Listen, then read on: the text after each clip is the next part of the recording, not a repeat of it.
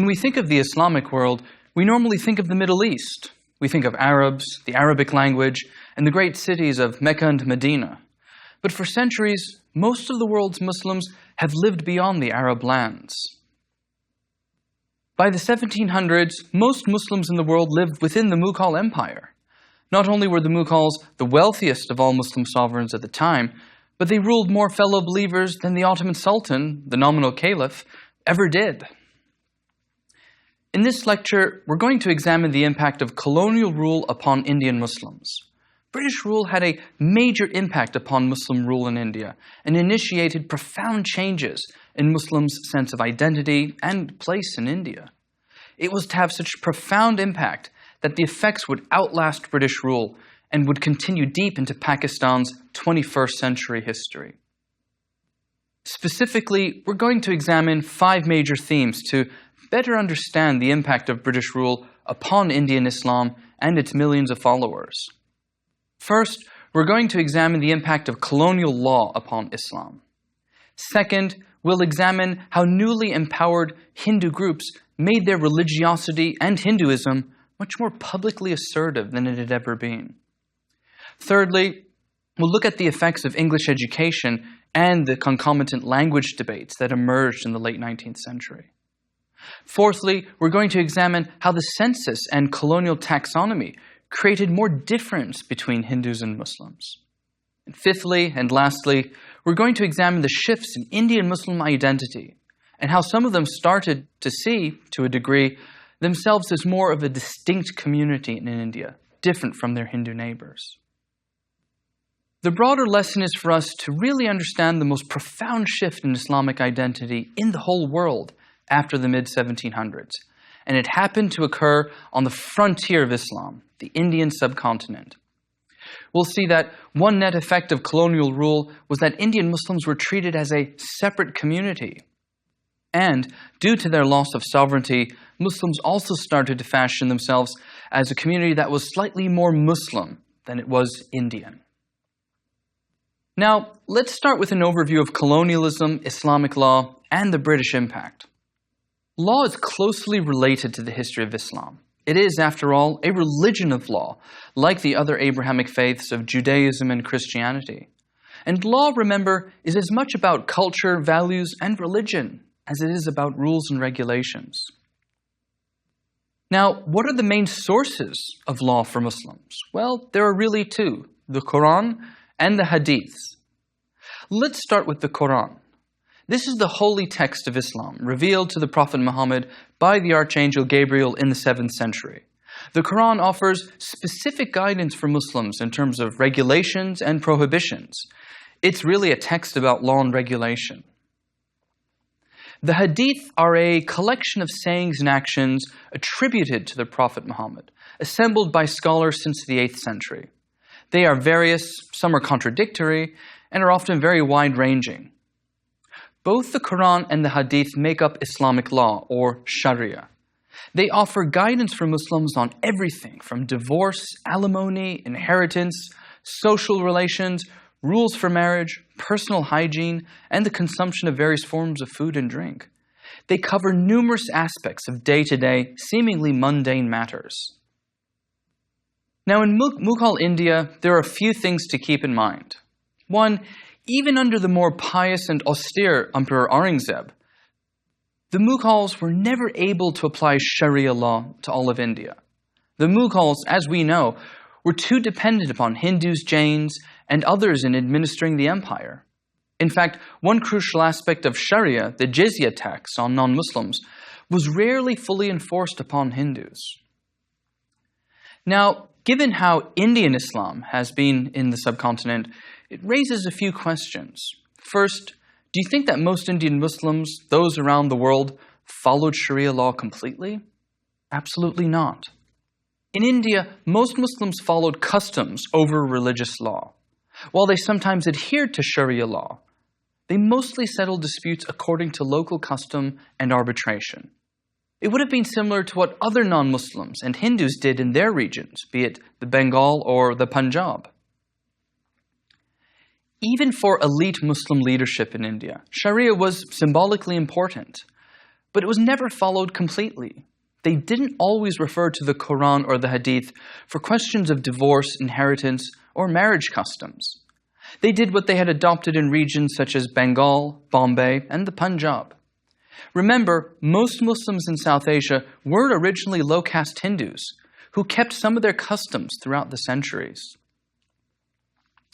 Indian Muslim customs and culture had for centuries retained much of the Indian, and you could call it Hindu colors, that made their daily cultural fabric not entirely different from their Hindu, Sikh, and Jain neighbors. And this is where British rule and administration comes in.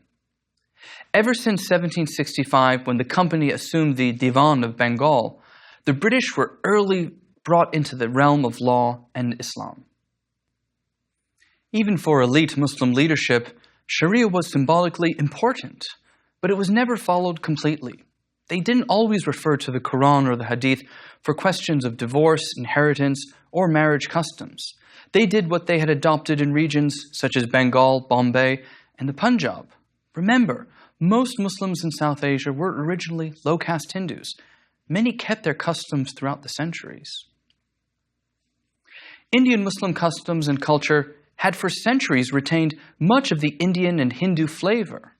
This made their daily cultural fabric not entirely different from their Hindu, Sikh, and Jain neighbors. And this is where British rule and administration come in. Ever since 1765, when the company assumed the Divan of Bengal, the British were very early on brought into the realm of law.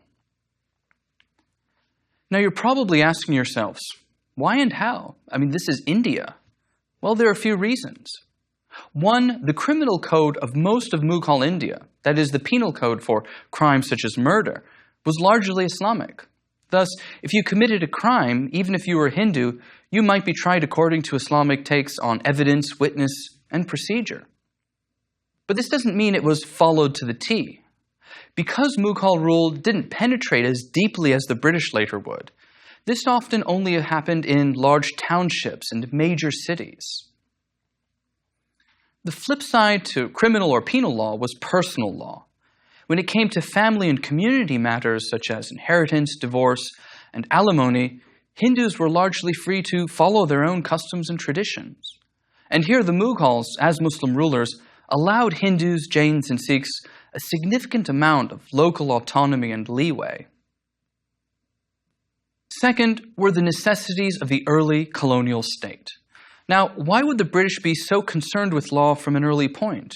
I mean, wasn't the company all about revenue and profit? Well, this is true, but let's dig a bit deeper. The British needed a reference of laws which governed property and land, the ultimate source of revenue for the company's shareholders. Property laws covered inheritance, divorce, the religious status of charitable land, etc. And because India was so big, and because the British saw Hindus and Muslims as communities with their own traditions, the British decided to govern according to Islamic and Hindu law. In fact, the revenue administration in some parts of India, such as Awadh and Bihar, closely followed Islamic precedents and terminology. So, from the 1770s onwards, they made attempts to codify and put into written form the elements of what they called Hindu and Mohammedan law. This was one of the reasons why Sir William Jones was brought to translate the Sanskrit works into English, so the British could use that information to govern and administer India. So for Islamic law, who would the British go to? Well, who else? The clerics and scholars of Islam. This was really significant. The Mughals had used Islamic Sharia law, but they never codified it so relentlessly as the company would do. Moreover, the Mughals had devolved this responsibility to the clerics as private operators, in a way outside of the court and the state. But what the British did was to anchor Islamic law more firmly to the state than the Mughals as Muslim rulers ever did.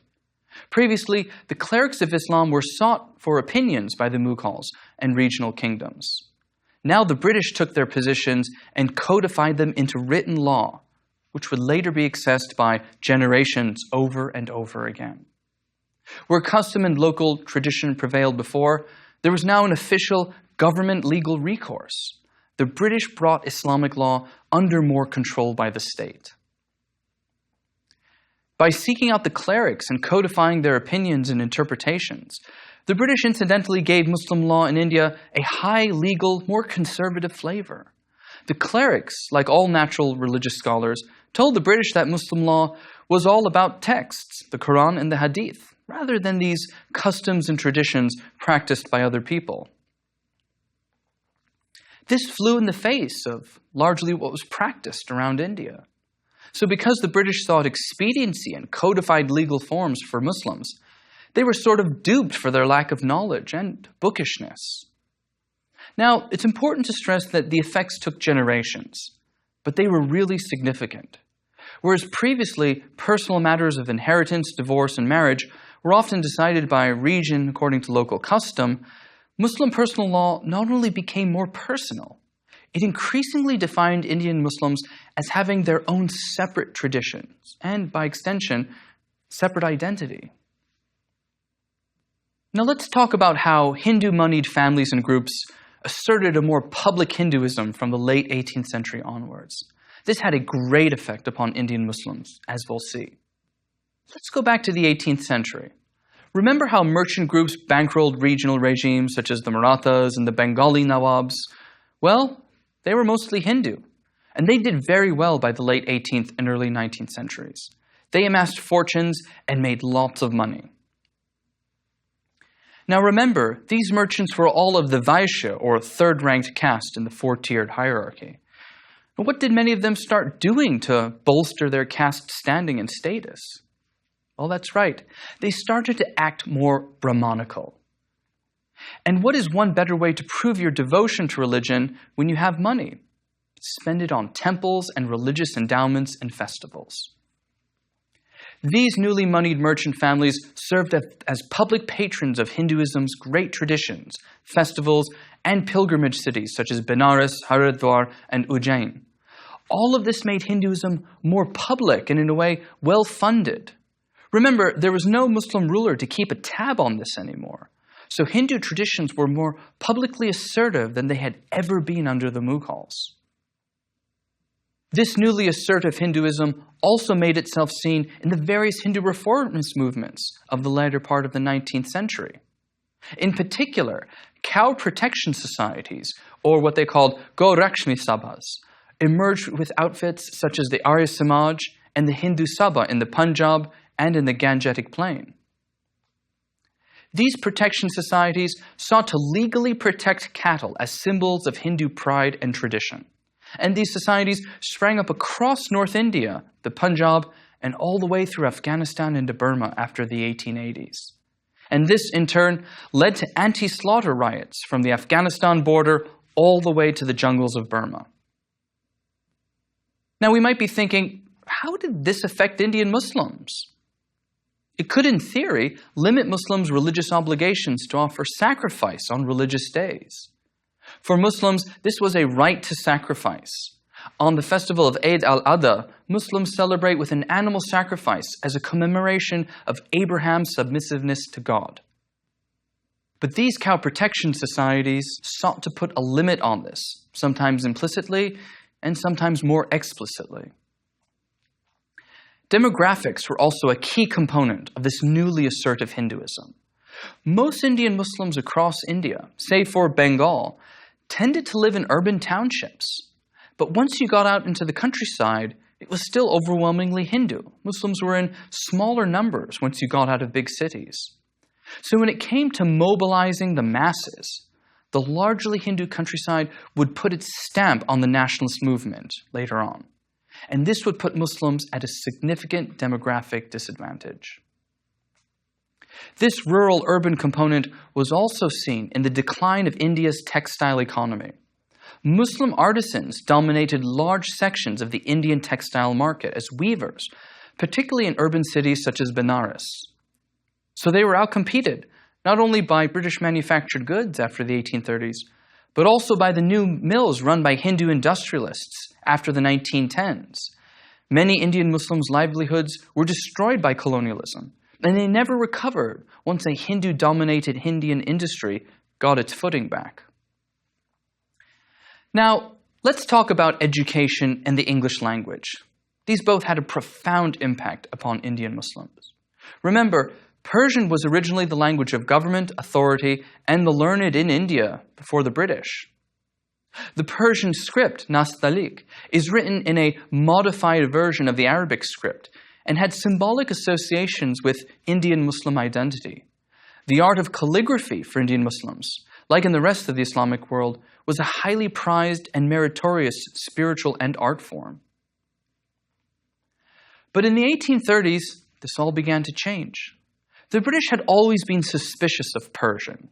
They never fully mastered the language, and the language's flowery descriptions and insinuations showed too much woolly thinking for a newer generation of straight-talking Englishmen. And because the British never fully mastered it, the generation of liberal reformers started to equate the Persian language with sedition. And in 1835, Thomas Macaulay and the liberal reformers made English the language of government, replacing Persian. The British displaced Persian as a long-standing language of authority and government, just like that. And this had a profound impact upon Indian Muslims. This opened up a demand for English language education and schooling. There was no tradition of speaking in English before the English in India. So schools and colleges started to sprout up across India, some run by the English and missionaries, but many by Indians themselves. This initiated a profound shift in learning in India. Previously, learning and education weren't widespread. Institutions for higher learning were traditionally religiously associated and founded. And there wasn't as direct a link between education and government employment. Hindus previously learned Persian to seek some forms of gentry employment. But this only guaranteed that you would be taken seriously by Mughal officials. But the British changed this. Education in English could get you employed. Indian Muslims, it's really important to stress, were slow to move on to and adopt English education. For literate Muslims, they were strongly attached to their traditional systems of learning in the maktab or primary school and madrasa in Islamic seminary, and in the traditional curriculum of Greek philosophy, Arabic rational sciences, and Persian literature. Now, the masters of India valued English, Shakespeare, English history, and Western ideas, not Islamic cultural ones. And some Muslims insulated themselves. More conservative clerics distanced themselves from this new educational regime and didn't change. This was so marked that in 1900, 40% of all school-going Muslims were homeschooled. Some Muslims weren't helped by their spiritual leaders. Clerics in Delhi, for example, issued fatwas or religious edicts declaring that learning English was tantamount to apostasy. And this was really significant because it saw the decline of a gentry Muslim service group which had kept the Mughal and regional successor states afloat. It was as if one major pillar of government authority changed religious ownership. To give you an idea of these significant changes, let's look at some facts. In 1857, Indian Muslims held 64% of subordinate judicial and executive civil service posts in North India. Hindus held only 24%. But by 1913, these figures had effectively reversed. 35% were held by Muslims and 60% were held by Hindus. This is because Hindus generally took to English education quickly and with relatively little theological difficulty and baggage. They were the main beneficiaries of this new educational system and Macaulay's spirit. Now, if more Hindus have an English education, clearly they're going to get more government posts. This meant that Hindus, at the expense of Indian Muslims, would color the colonial state and the British Raj more than Muslims. A vast majority of all the Raj's clerks and subordinate paper managers were Hindus. And this changed the flavor of politics in India, from an Indo-Islamic one that the British inherited to an Anglo-Hindu one. Hindus dominated the lower ranks of bureaucracy and government posts, which would later put them in a special advantage when mass politics emerged under Gandhi in the 1920s. So let's now move on to the role of the census. This had a major long-term impact upon Indian Muslim identity. This British colonial policy had the effect of making religion a more demarcated and cohesive category in the minds of Muslims. In 1871, the first all-Indian census was conducted. It was a massive taxonomic undertaking. Never before in India's history had this been done. And remember why the British needed a census. This was part of the British desire to know the country, especially following the 1857 uprising. For example, if you know one town in Bengal has a mostly Muslim population, you might stop the large effigy of the goddess Durga being marched through close to a mosque on a Friday. Crucially, one question the census asked was, "What religion are you?" Over time, the census instilled in Indian Muslims and Hindus a heightened sense of religious identity and cohesiveness. The census, if you think about it, really forced them to enter into a single category that could not be divided by region and language. Take Punjabi and Bengali Muslims as examples. They had a looser religious similarity, but were very different in terms of culture and language. Previously, larger religious identities were fluid and not really demarcated. But the British forced Indians to identify with a supposedly monolithic religious community. Now, once the census results were published, what would they lay bare for Indian Muslims? Well, think about it. It was clear in statistical form that they were a minority. They already knew this, of course, but now they saw the numbers for themselves and numbers that would become public information. The census was also significant because it attacked the syncretic, hybrid nature of Indo-Islamic culture. By forcing Indians to choose a side, it basically said, you're either a Hindu or a Muslim, and there's no overlap or commonality between the two. So the implied differences between Hindus and Muslims, who shared languages, regional cultures, and even sometimes spiritual experiences, were now being separated. Yet what else is significant about the census? Does it ever go away? No. The effect of the census recycled itself. A family's children would live with it, and psychological effects and self-identity would increase over time, especially after the early 1900s, when competition around demographic politics, which was based on numbers, were slowly introduced by the British, and more forcibly when Gandhi and Indian nationalists led the masses of India. This put in very stark terms just how much of a minority Indian Muslims really were. Now, let's shift a bit and move on to discuss a major Muslim reform movement in colonial India. It's known as the Deoband school of Islamic thought. The Deoband reform movement was actually one of the most significant Islamic reform movements in the whole world, and it took place in India. And to understand it, we need to go back to Delhi, to the events of 1857 and 1858. Remember, Delhi had been a culturally Islamic city for centuries and a seat of Muslim power. But after the Great Uprising, the British retook it and leveled mosques, shot clerics, and desecrated the shrines and Muslim quarters of many neighborhoods. When they took over the Fatehpuri Mosque in Old Delhi, they sold it to a Hindu banking family. What did this symbolize to India's Muslims? It symbolized a loss of sovereignty. And Delhi's space was no longer, in a way, home for the learned classes of Islam. The brutal British repression after the uprising was as much symbolic as it was a physical assault on the Islamic character of Delhi. So many Muslim clerics left and fanned out across North India, around a 200-kilometer radius from Delhi. And a significant number of them settled in a small, sleepy town named Deoband. Now, if they had to leave, what sort of questions do you think these clerics were asking themselves? A whole lot, such as, why have we lost power? What did we do wrong? Is God, Allah, angry with us?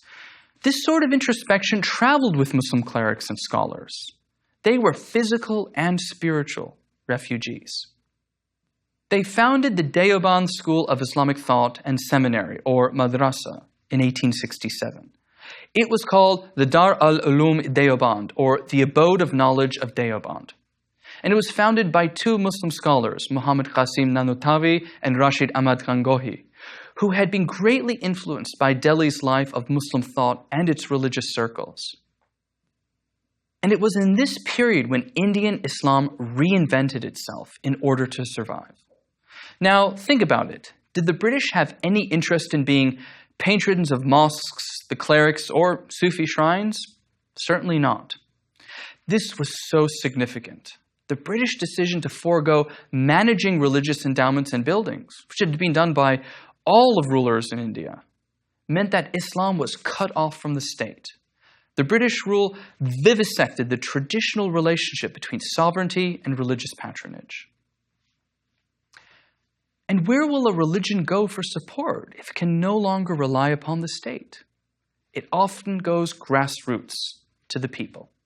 So this is what the Deobandi clerics did. The clerics, the ulama, adopted missionary techniques, regular preaching, raised private subscriptions, and adopted bureaucratic forms of school organization. I mean, it made sense. The Deobandi clerics really thought that without support, Islam would die in British-controlled India, where the Hindu demographic majority were gaining in power, cultural influence, and, as we've seen, religious assertiveness. So the base of support for Islam shifted from the state to the community. Now, since Islam no longer had power in India, the Deobandi clerics sought to have greater uniformity in order for the Muslim community in India to survive. They wanted to discipline the masses and develop a more regularly cohesive form of worship and belief. They knew a more uniform Indian Islam would better cope with the loss of state support. And a more accessible religion was also comforting in the face of the humiliation of foreign rule, or what clerics called the refuge of the faith, when all else went to pot. So the Deobandi clerics adopted a number of missionary tactics, ironically, some of the very ones used against them in the 1830s and in the 1840s. The most important one was what we call tabligh, or preaching, and printed pamphleteering. The Deobandi stance on politics was really interesting. They effectively turned their back on politics and the British. They wanted to ensure that Islam and its institutions could survive regardless of who ruled India. And they really believed that Islamic revival could only come about via internal purification and struggle, not struggles against outsiders or who happened to rule India at the time. So here's how the clerics sought to reform Islam. They placed the primary aim of scriptural guidance for Muslims. This meant the Quran and the Hadith. They were not fundamentalists, for they were more nuanced and sophisticated in their interpretations of textual guidance as laid down by the Prophet Muhammad and his successors. But they wanted to make Indian Islam more Islamic. They wanted Indian Muslims from various regions in India with their own customs to stop taking part in more traditional Indian, which they read as Hindu customs, such as large marriage dowries, the belief in and warding off of evil spirits, and reverence for holy men such as Sufis and yogis. They argued that many of these customs were Indian and hence Hindu, and by extension, weren't terribly Islamic. Sufism in general was discouraged. Now this was remarkable. Mystical Islam was the pillar of Indian Islam for centuries, but it was now being questioned. The Deobandi ulama and clerics didn't declare Sufi practices un-Islamic or haram, that is forbidden. But they did discourage Sufi customs such as saintly worship at tombs, gifts to holy men, and music at Sufi ceremonies. You see, the Deobandi clerics wanted to rationalize Islam, much like Protestant Christianity. They weren't all that keen on hocus pocus and mysticism, which had largely characterized Indian Islam for centuries. They wanted to make Allah a rational deity who could be understood by everyone. Indeed, the deeper one reads modern Muslim reform movements, the more one is struck by the marked similarities between Orthodox Sunni Islam and Protestant Christianity. But that's a whole other course. Okay, so we've covered a lot today. Let's stop for a moment to recap. We looked at the impact of colonial law upon Islam. We examined how newly empowered Hindu groups made Hinduism more publicly assertive. We saw how British colonial policies in language and education had the effect of affecting religious identity. And lastly, we looked at how the Deobandi reform movement sought to make Indian Muslims, in a way, more Muslim than they had ever been before. All of this raises a really interesting question. Which was more important in initiating the changes in Indian Muslim identity? British colonial policies or Indian Islam itself? Well, as you might expect, the historians are divided, and it's hard to really pin down one or the other. As you know, the good historian always brings out the complexity of the human experience rather than simplicity of it. But it does seem to be a combination here, all these factors put together. So it's in this context that Islam in India itself was markedly changed. It had to deal with the loss of sovereignty, the effects of colonial policies, and the reformist movements within Islam itself. But it would be fair to say, nonetheless, that Indian Islam changed markedly under colonial rule, and the internal questions they generated eventually led to the creation of the state of Pakistan when the British left in 1947.